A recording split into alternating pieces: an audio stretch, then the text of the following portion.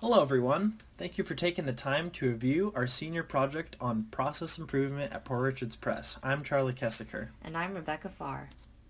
Today we'll be going over the following agenda. First, we'll talk a little bit about the company. Then Charlie and I will be sharing our problem statement, scope, and issues within the current state. After that, we'll summarize our findings from our research on the printing industry and close with our approach and objectives for moving forward. Poor Richard's Press, or PRP, is a general commercial printing company, meaning they print a wide variety of products, ranging from mugs to business cards to banners.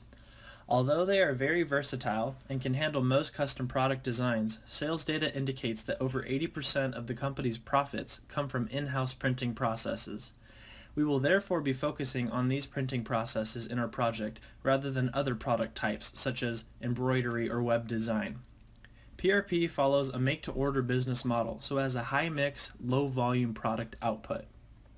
According to the president of Poor Richard's Press, the cycle times for the printing processes are shorter than those of a typical general commercial printing company. In other words, PRP performs above industry standards. However, from our initial Gemba walks and conversations with some of the higher-ups at PRP, we've learned that there is a large amount of waste within these processes.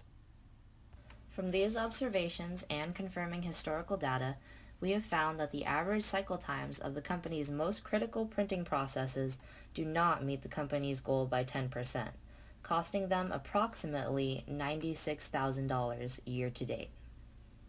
Here is the process flow that every order must go through at PRP. The customer places an order, then it gets pre-flighted through the pre-media department. Once the job gets approved, it gets printed, then transformed into the final product in post-media. From there, it gets packaged and shipped to the customer. Within this value stream, over 130 different processes can occur. After creating a Pareto chart from historical data from the company, we found that 4 printing processes, 2 post-media processes, and 2 shipping processes make up over 80% of their total costs. These 8 processes are the focus of our analysis and improvements. While this scope may seem large, our senior project team has enlisted another 2 teams of industrial engineers through the Systems Optimization Club. These teams will actually be assisting us in our data collection, and with this support, we hope to have the ability to take on more. Now, we'll be listing different issues that are specific to each of the 8 processes. These issues originate from our Gemba walks and conversations with the operators. We'll begin with the 4 printing processes listed here that are all different methods of applying ink to paper. At Digital, there is a major lack of formal, standardized training. New machines were purchased and no one was fully trained by the manufacturers. Also, a major amount of time is spent interacting with software in this department, and there is no optimized method of streamlining what the software achieves. At both the offset press and the mini press, the quality and type of materials can cause a major amount of downtime and underperformance. Most of the time, the machines will be slowed down due to paper thickness, warping, or ink type. At the mini press, reloading stock also causes downtime as this smaller press cannot hold large amounts for higher volume orders. For the large format printer, changeovers specifically related to a change in paper type cause large periods of downtime that are sometimes mechanically beyond the operator's knowledge. For the trimming processes, the recurring problem that we have observed is the time lost from the need for reworks. For the stitch liner machine, we have observed operators begin a job that should have undergone additional processes prior, but they were not listed as requirements in the job ticket. The operator then has to fix the situation by moving all the work in progress back to the proper station to get the job back on track. Then set up the stitch liner all over again when the materials are finally ready. The packaging and shipping processes will be covered in the next slide because they don't really have a unique current state. The following issues are actually universal to all aforementioned processes. These issues are largely systematic or related to human factors engineering. There is a lot of searching for materials, physically printed job tickets, or even the work in progress related to a job ticket.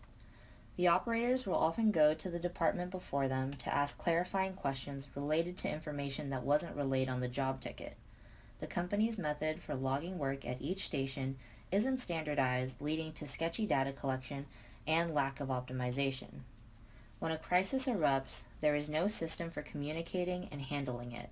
Some operators were observed wasting hours of time trying to fix a crisis on their own before going to their supervisor or moving on to a different order. Finally, at all workstations, operators could be seen bending or stretching to reach tools and materials in ways that may be uncomfortable or unsafe.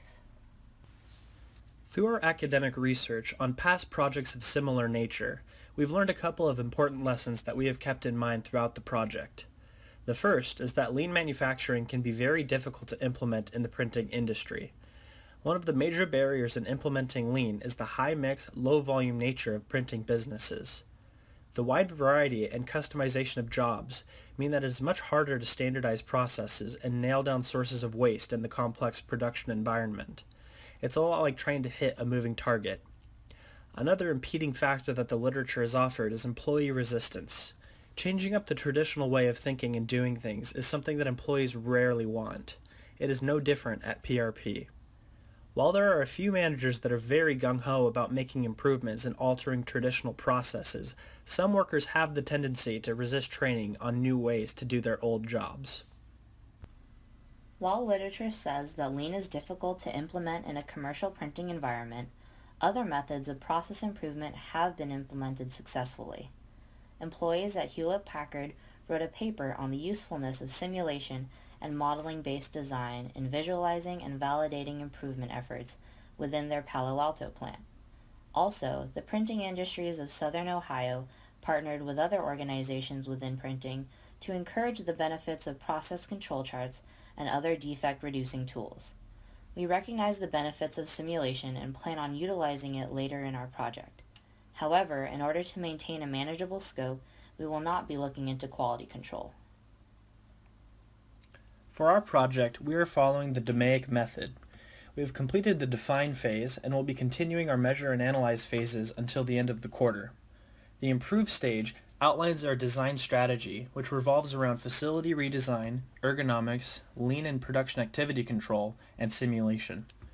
Facility redesign will help operators work more efficiently by reducing the required movement and motion, and workspace redesign and 5S implementation could allow for easier and quicker access to materials and equipment needed to get a job done.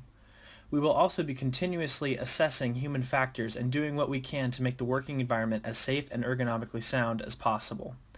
Keeping in mind the literature review, we plan to implement some lean manufacturing principles to minimize MUDA through systematic improvements. Finally, modeling the data that we collect and using simulation could give insight for improvements at each of the main processes, giving us a chance to visualize and validate improvements. The alternative solutions listed below were considered but were not pursued due to cost inefficiencies or impact on the project scope. Thanks for your time. We can't wait to hear your feedback.